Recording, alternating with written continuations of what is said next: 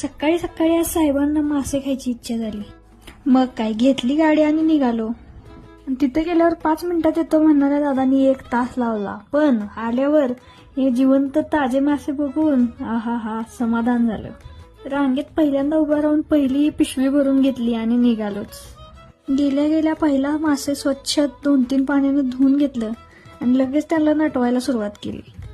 त्यात लगेच कोकमचा आगळ घालून लगेच त्यावर हळद मीठ टाकून त्यावर लगेच मालवणी फिश मसाला टाकून घेतला.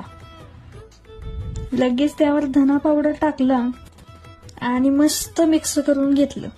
मिक्स करून घेतलं की लगेच थोड्या वेळासाठी झाकून मॅरिनेट करायला ठेवलं आणि इकडे एक पॅन घेऊन लगेच त्यावर तेल टाकून घेतलं आणि आपले माशाचे एक एक पीस करून सगळे त्याच्यावर पसरून ठेवले. 5 मिनिटं भाजून झालं की लगेच पलटी मारून दुसऱ्या बाजूनी पण मस्त भाजून घेतलं आणि झालं की आपलं मासे तयार. कसं दिसतंय? सुटले का बघून तोंडाला पाणी? बनवा मग तुम्ही पण आता साधी सोपी रेसिपी.